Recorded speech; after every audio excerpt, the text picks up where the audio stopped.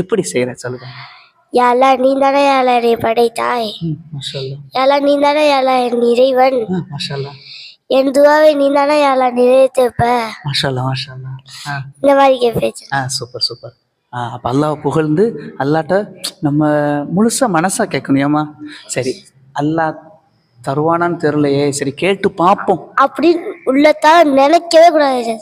மாஷா அல்லாஹ் மாஷா அல்லாஹ். நம்ம அல்ல யாருமா நம்ம அல்ல நம்மளுக்கு தரா யாருக்கு தரப்பா? ஏன் ரொம்ப சரி அல்லாட்ட கூச்சப்பட்டுக்கிட்டே கேட்கணுமா?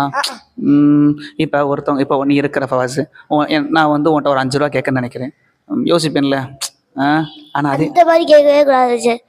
இது ரொம்ப பெரிய பாக்கியம். மாஷா அல்லாஹ் மாஷா அல்லாஹ். அதனால அந்த கூச்சம் தயக்கம் அந்த எதுவுமே வச்சுக்க கூடாது. அந்த சந்தேகம் எல்லாம் தருவானான்னு தெரியலையே சந்தேகமே இருக்கக்கூடாது உள்ளத்தால. மாஷா அல்லாஹ். அப்போ துஆ வந்து கண்ணியமானது, அல்லாட்ட மட்டும்தான் கேட்க முடியும். மாஷா அல்லாஹ் மாஷா அல்லாஹ். Super super. ஸ்ட்ராங்கா கேட்கணும். மனசால உடஞ்சிற மாதிரி உள்ளத்துல இருந்து கேட்கணும். நம்ம கேட்கிற துஆ எங்க போய் அடையணும்? அல்லாஹ் அர்ஷ்ல 7 வாரம் தாண்டி அல்லாஹ்வோட அர்ஷ்ல போய் கேட்கணும். மாஷா அல்லாஹ் மாஷா அல்லாஹ். யார் யாருக்காக கேட்கலாம்? யார் யாருக்காக கேட்கலாம்? நமக்காக மட்டும் கேட்கலாமா? நமக்காக, அத்தாக்காக, அம்மாக்காக, இந்த உலகத்துக்காக, மக்களுக்காக, எல்லாத்துக்காக.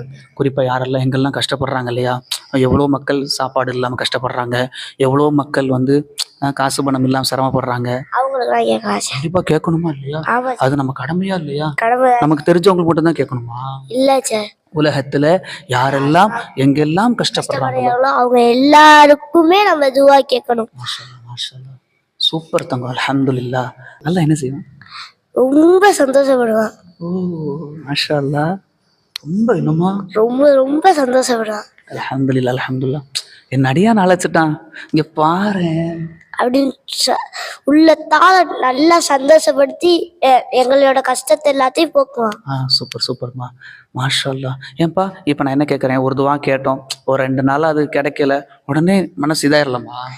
உடஞ்சிடவே கூடாது. திருப்பி திருப்பி அந்த துவாவை கேட்டுக்கிட்டே இருந்தோம்னா அல்ல நம்மளுக்கு நம்மளுக்கு அல்ல கொடுக்க, யாரு கொடுக்கப்பா?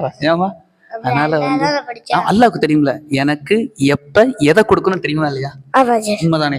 நான் ஒரு விஷயத்த நல்லது நினைக்கலாம், நான் ஒரு விஷயம் எனக்கு இப்பவே வேணும்னு நினைக்கலாம், ஆனால் அல்லாஹ் நினைச்சாத முடியும். அது முடியும், அது அல்லாஹ்வுக்கு தானே தெரியும்.